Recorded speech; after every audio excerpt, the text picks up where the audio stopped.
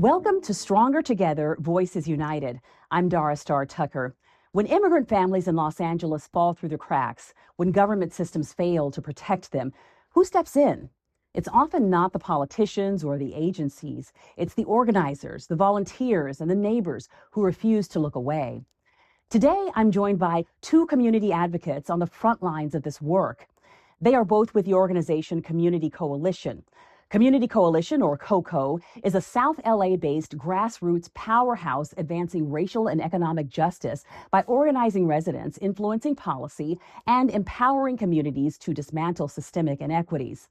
Kamani Harris is the Associate Director of Community Organizing, and Olimpia Maderit is the Senior Civic Engagement Manager with CoCo. Together, we're going to talk about how grassroots safety nets are built when official safety nets break down, how organizations like Community Coalition are working to preserve family structures in real time, and why this work matters for every single one of us.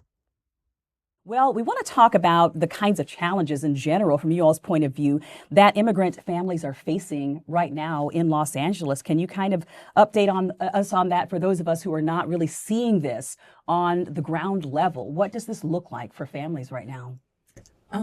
For families, especially at this time, let's just say going back to school, I think it's trying to make sure that the family is stabilized and children feel safe, and that they're getting the support that they need, whether that's being walked to school and feeling comfortable to do that. One of the things that we've done or we've noticed is that, making sure that kids feel comfortable in the classroom and on campuses. So Olimpia, I want to ask you from your point of view, what does it look like for families in, as you said, returning to school? And what does it look like when organizations like CoCo, Community Coalition, are not there to kind of pick up the slack and create these safety nets for families? What does that look like if the work you're doing does not exist? Absolutely. And I think that one important thing to set context is looking at the fact that immigration is a federal issue. So it affects the entire country, and it works with these big policies. But then you also have, at the state and the local level, the individual school boards, school districts, how they're protecting families. And there can be, as everything is kind of moving, there can be gaps. And so when community organizations we have the ability and we have the privilege of being able to pivot and meet community where they're at. And so we're able to fill in some of those gaps. So, for example, as the school board is figuring out the best way that they can support students through district policies, CoCo is able to come in and support students on their first day of school, or help students know their rights as they're advocating for themselves or their families. Yeah, absolutely. And it has to be such fulfilling work, I'm sure. What got you all into this kind of work, if you can tell us briefly? For me, I've been an advocate for over 30 years in South Los Angeles, and it's my just life's passion and life's work to make sure that community protects community, and we always have. This is literally nothing new.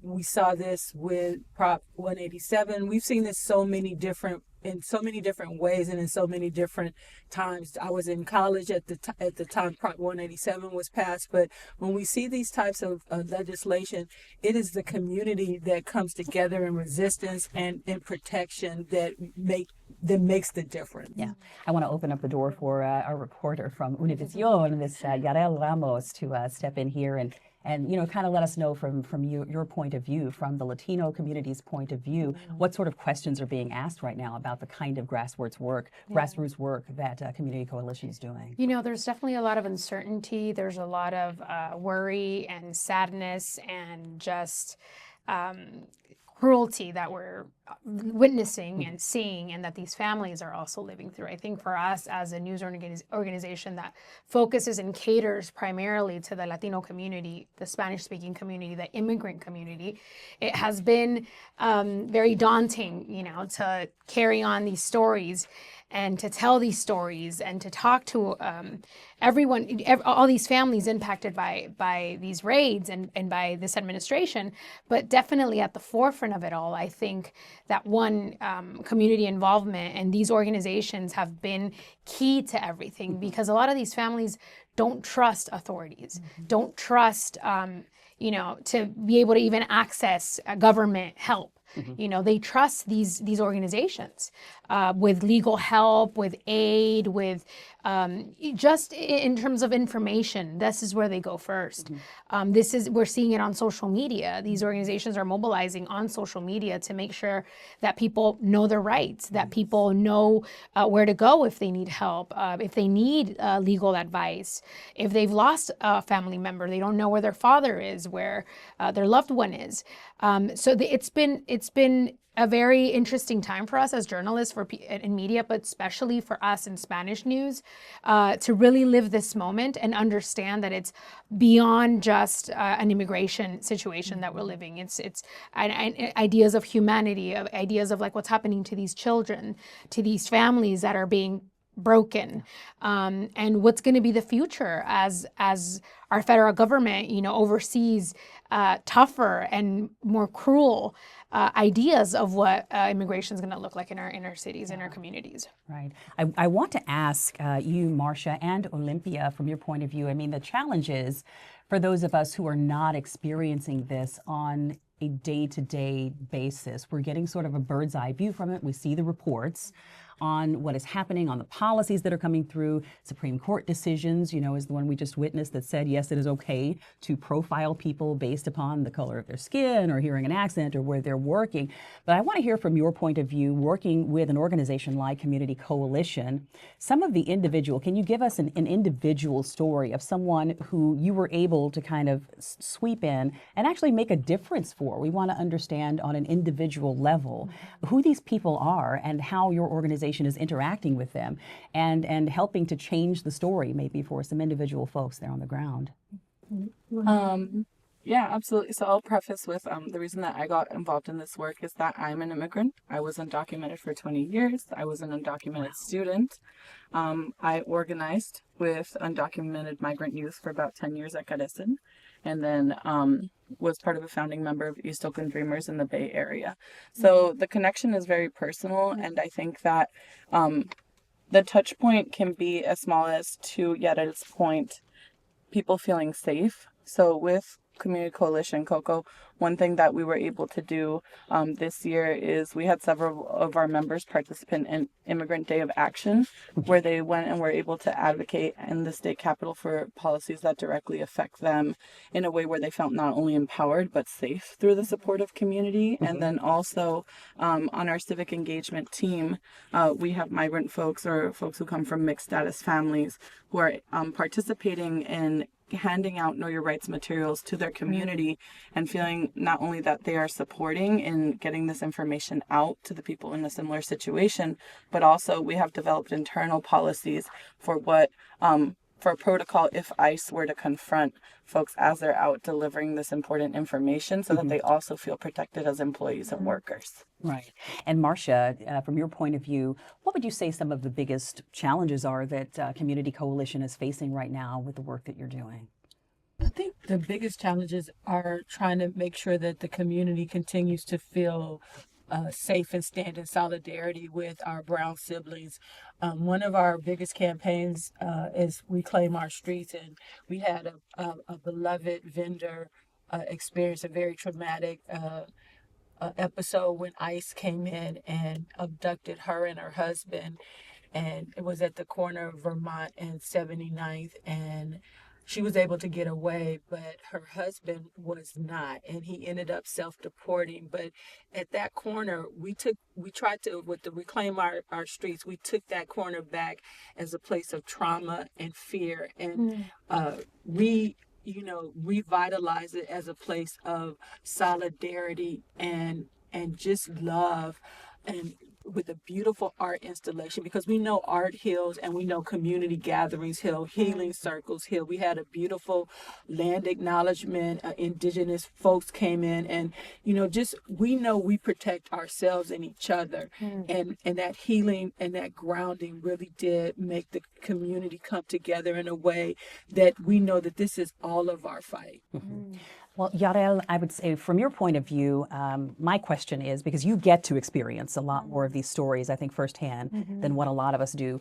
Are there stories for you that you have encountered that would be encouraging to you, that would give you any sense of hope or expectancy for the future, maybe being a little bit different than what it has been? Oh man, I wish I could tell you that there's stories every day, Yeah. that give me hope for the future in this particular arena that we're living in when it comes to immigration and in our community. But sadly, I will say that for the most part, every day is just daunting, right? Every day is something else that happens. Every day, another family or another situation, whether it's a raid, whether it's something happening at another Home Depot, or another story of young kids or families being self-deporting or leaving their loved ones.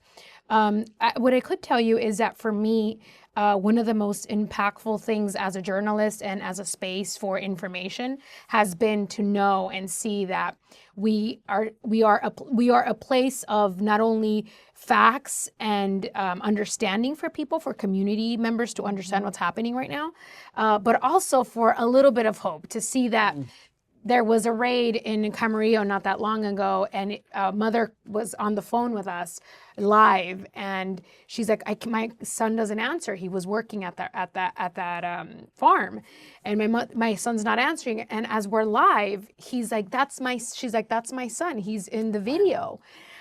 So moments like that you're like, you see it, you live it firsthand, and you're able to experience it, and there's just an overflow of emotions that even in such a traumatic moment for her, something as in news and information was able to at least pinpoint her. Well, he's right there. Wow. At least I know I have eyes on him. Yeah. So stories like that we are able to report on, to be part of the storytelling, they happen every day. I wish they would happen with a happier ending. But this is the reality, and we're here more than anything to be that like cushion of hope for our community. Yeah, and sometimes I imagine it's probably just important to be able to bear witness. She literally was saying, my son is being shown being carted away, and sometimes these stories can become so disconnected from sort of reality. Absolutely. So just having reporters there on the ground, at least letting folks know that these are real human beings that are experiencing this, is so important. Marsha, I want to come back to you kind of as we're getting towards the end of our conversation and ask you specifically from the point of view of an African American. We have a lot of conversations right now around whether or not this is our fight. Should we care? How invested should we be? And for those who are invested and those who feel that it is their fight, how can we get involved? What can we do?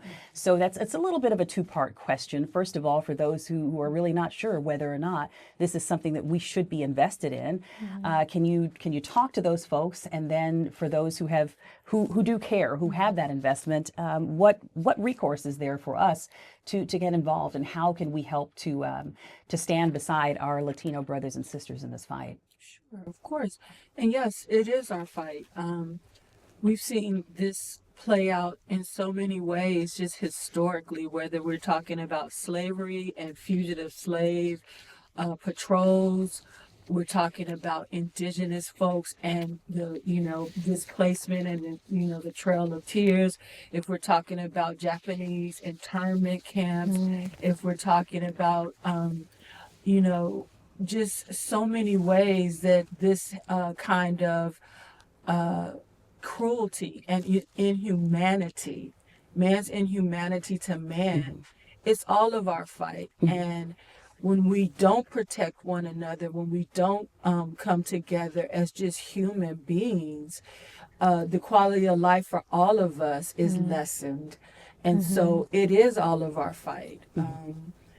And then the ways that people can get involved is, one, join an organization. Organizing is the way that we will be better as communities. Black, brown, standing together in solidarity. That's a part of Community Coalition's DNA. We were founded as a Black and brown organization 35 years ago by Mayor Karen Bass, and we've always stood shoulder to shoulder as community members, as siblings, and as residents to make South Los Angeles a better place. And we know that organizing works. When we fight, we win. Yeah. And so we meet the second, I'm going to do a shameless plug here. Absolutely. The second Thursday of every month at Community Coalition at 6 o'clock if you want to get involved. But then I'm going to also throw it to some of our other organizing sisters and brothers organizations. Scope LA, they're doing an amazing job with mutual aid. So they're actually making sure that people are being fed if people are afraid to go out to grocery stores. So they're putting together food. You know, it's also having hard conversations. If you believe that this is our fight, have those conversations at the dinner table, because the more that we change this narrative, the better we can be at protecting each other. And then lastly, again, you know, our young people are the future. Walk somebody to school, pick somebody up, make sure that, you know, our kids are safe, you know, make sure that they know that they're loved. This is a scary time for all of us, but our children are not immune to these conversations and what's going on. And so we want to make sure that they're feeling, you know, grounded as well. So there's a myriad of things that we can all do, big and small. But if you want to get involved, info at cocosouthla.org, and we got something for you to do. Wonderful. Thank you all so much for being here today to talk to us about this very important subject. Olimpia Maderit Blanco-Zuniga, thank you for being here. Marsha Mitchell and Yarel Ramos. Thank you, Dara. Thank you all so much for joining us today. What we heard today is powerful. When government systems fail, communities rise. And that's the lesson here. Our strength isn't in waiting for someone else to act. It's in building networks of care that keep families safe and whole. So if you're listening, ask yourself, what role can I play? Maybe it's volunteering your time. Maybe it's donating resources. Maybe it's simply amplifying the voices of immigrant families and the organizers who stand with them. Let's not forget, a stronger community isn't built from the top down. It's built from the ground up. Thank you for joining me for Stronger Together, Voices United. I'm Dara Starr Tucker. Thank you for watching and listening, and thank you for being a part of this fight for dignity, justice, and a stronger Los Angeles.